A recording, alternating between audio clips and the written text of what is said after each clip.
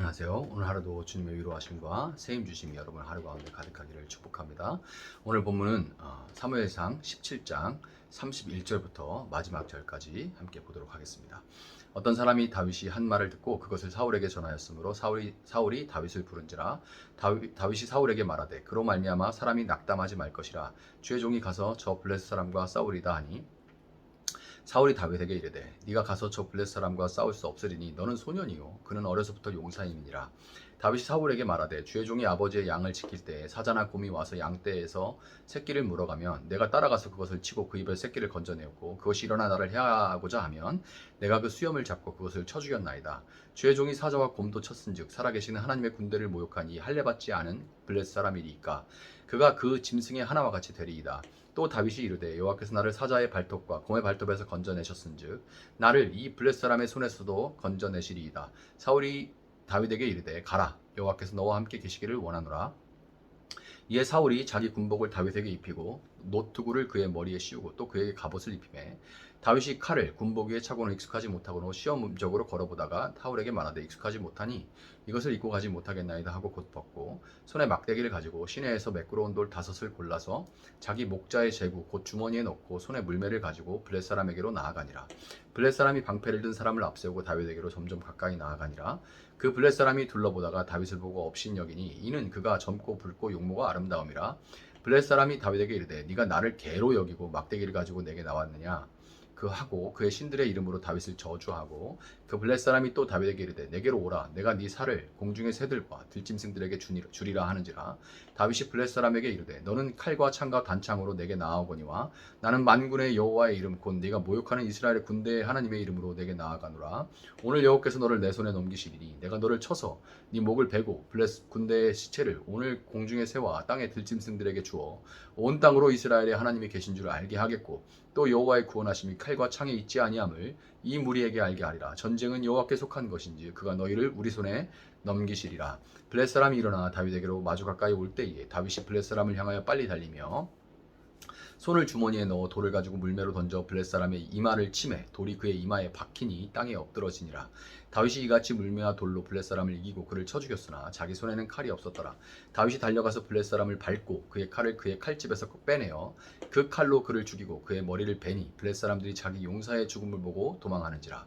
이스라엘과 유다 사람들이 일어나 소리 지르며 블레셋 사람들을 쫓아 가이와 에그론 성문까지 이르렀고 블레셋 사람들의 부상자들은 사하라임 가는 길에서부터 가드와 에그론까지 엎드려졌더라. 이스라엘 자손이 블레셋 사람들을 쫓다가 돌아와서 그들의 진영을 노력하였고 다윗은 그 블레셋 사람의 머리를 예루살렘으로 가져가고 갑주는 자기 장막에 두니라. 사울은 다윗이 블레셋 사람을 향하여 나아감을 보고 분사령관 아브넬에게 묻되 아브넬아 이 소년이 누구의 아들이냐. 아브넬이 이르되 왕이여 왕의 사심으로 맹세하옵나니 내가 알지 못하나이다 하매 왕이 이르되 너는 이 청년이 누구의 아들인가 물어보라 하였더니 다윗이 그 블레셋 사람을 죽이고 돌아올 때 그 블레셋 사람의 머리가 그의 손에 있는 채 아브넬이 그를 사울 앞으로 인도하니 사울이 그에게 묻되 소년이여 누구의 아들이냐 하니 다윗이 답하되 나는 주의 종 베들레헴 사람 이새의 아들이니이다 하니라. 아멘. 자, 사울을 비롯해서 이스라엘 전체가 강대한 적 블레셋 앞에 그리고 블레셋 진영에서 나와가지고 고래고래 소리를 치면서 이스라엘의 하나님과 그분의 백성을 조롱하는 골리앗 앞에 아주 짓눌려져 있을 때 다윗의 큰형 엘리압은 엉뚱하게도 다윗에게 분노를 터뜨렸지만 다윗은 동요하지 않고 정확하게 그의 분노를 하나님의 대적 블레셋과 블레셋의 힘을 대표하는 골리앗에게 그 분노를 향했습니다. 다윗의 말과 그 태도를 본 사람들이 그것을 사울에게 가서 전했고 사울은 다윗을 그 앞으로 부릅니다. 분명히 몇 차례나 왕궁에서 다윗을 봤을 텐데도 사울은 다윗을 알아보지 못하는데요. 다윗이 사울을 찾아가서 수금을 연주하면서 찬양할 때 악한 영의 지배하에 사울이 얼마나 혼미한 상태였는지 우리는 이 부분을 통해서 미루어 짐작할 수가 있는 겁니다. 본문 33절에서 사울은 골리앗과 맞서 싸우겠다는 다윗에게 너는 소년이요 그는 어려서부터 용사이기 때문에 싸울 수 없다 이렇게 말을 하는데요. 이 말을 문자 그대로 받아가지고 당시 다윗이 어린 소년이었을 것이다 이렇게 생각하는 사람들이 있는데 뭐 이제 애니메이션도 많죠. 꼬마 다윗 뭐 이렇게 주일학교 때도 그렇게 배워서 이렇게 각인이 돼가지고 다윗은 귀여운 꼬마 아이고 골리앗은 막 다윗 한 3배 4배 되는 그런 거인. 그렇지 않아요. 이 말은 다윗이 싸움 경험이 없는 목동에 불과하고 반대로 이 상대인 골리앗은 전장에서 잔뼈가 굵은 천생 용사라는 그런 의미입니다. 당연히 상대가 안 되죠. 상대가 안 되는 것이 불보듯 뻔한데 다윗은 사울에게 출전시켜 달라고 간청을 합니다. 다윗의 말을 들은 사울은 자신의 갑옷을 다윗에게 입혀주면서 제가 지난번 설교 때도 말씀드렸지만 이 갑옷을 입혀줬다는 표현을 통해서 다윗이 어린 소년이 아니라 이미 다른 사람보다 머리가 이제 하나 더 키가 머리 하나 더 큰 사울이 자신의 갑옷을 내어줄 정도로 꽤 풍채가 있는 사람이었다는 걸 알 수가 있는 거예요. 그렇게 그 갑옷을 입혀주면서 이 사울이 다윗에게 가라 여호와께서 하나님이 너와 함께 계시기를 원하노라 하고 아주 영혼 없는 소울리스 영혼 없는 축복을 합니다.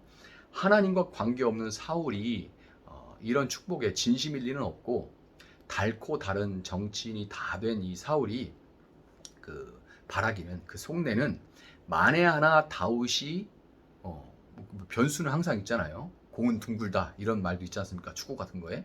그래서 다윗이 이기면 좋고 쥐가 저렇게 자신 있다니까 이기면 좋고 지더라도 질 거라고 사울은 생각하고 있죠. 지더라도 그 속내가 뭐냐면 이 소년이 목동에 불과한 이 소년이 용기를 내서 거인과 맞서다가 저렇게 장렬하게 죽었는데 우리도 용기를 내서 싸우자 이렇게 선동을 해서 사기가 떨어진 이스라엘을 독려하는 불쏘시개로 사용하면 그만이다 라고 아주 이 정치인다운 그런 속내 그런 계산이 섰던 거예요. 사울의 속내야 어쨌든지 다윗은 진지하게 전투 준비에 들어가는데요. 먼저 그는 사울이 준 갑옷이 전투 경험이 없는 그에게 익숙하지 않으니까 망설임 없이 그것을 벗어버리고 손에 막대기를 들고 물가에 가서 물매에 넣어서 사용할 이렇게 돌려가지고 던질 적당한 우리가 물수제비 뜰 때도 아주 딱 그 필요한 적당한 그런 돌을 찾죠. 마찬가지로 이 물매를 던지기에 아주 적당한 그런 매끄러운 돌 5개를 주워서 주머니에 넣고 골리앗에 맞서 나아갔습니다. 전장을 이 다윗이 나가면서 완전히 이 지금 칼과 방패를 든 이 전장을 그냥 초원으로 골리앗을 양을 노리는 이 사자나 곰, 이 맹수로 아주 판 자체를 뒤집어 버린 거예요. 다윗이 나가는 순간 그 분위기와 그 판이 완전히 뒤바뀌어 버린 겁니다. 초원에서 양을 공격하는 곰과 사자를 물리치는 걸로 아예 판이 바뀌어 버린 거예요. 다윗이 골리앗에 맞선 것은 사울이 입혀준 갑옷과 그런 갑옷과 같은 특별한 날의 이벤트가 아니라 하나님의 기름 부음을 받은 그가 일상에서 비록 양을 치는 일이지만 그것이 하나님께서 그에게 맡겨주신 일이라고 믿고 전심을 다해 살아냈던 훈련에서 얻어진 일상의 영성이었습니다. 이 일상의 영성이 다윗이 골리앗에게 맞설 수 있게 해준 거예요. 그에게 하나님을 향한 예배는 이벤트가 아니라 특별한 날에 뭐 일주일에 한 번 어떤 이벤트가 아니라 그의 일상, 라이프였던 겁니다. 그는 일상에서 늘 하나님을 예배하는 자였던 거예요. 양을 치던 다윗은 그 양들을 하나님께서 자신에게 맡겨주셨다고 믿고 맹수들이 왔을 때 목숨을 걸고 양들을 구하며 또 그 일을 잘하기 위해서 평소에 숱하게 물맷돌을 연습했고 뭐 나무 같은 거 이렇게 목표로 정해놓고 계속 돌리다가 딱딱 맞추고 했겠죠. 그 물맷돌을 그렇게 연습을 했고 물가에서 돌을 줍던 그는 5개 중 하나는 분명히 맞출 수 있다는 확신을 가지고 있었습니다. 48절은 골리앗을 맞닥뜨린 다윗이 빠르게 달리면서 물매를 돌려서 던졌다고 하는데요.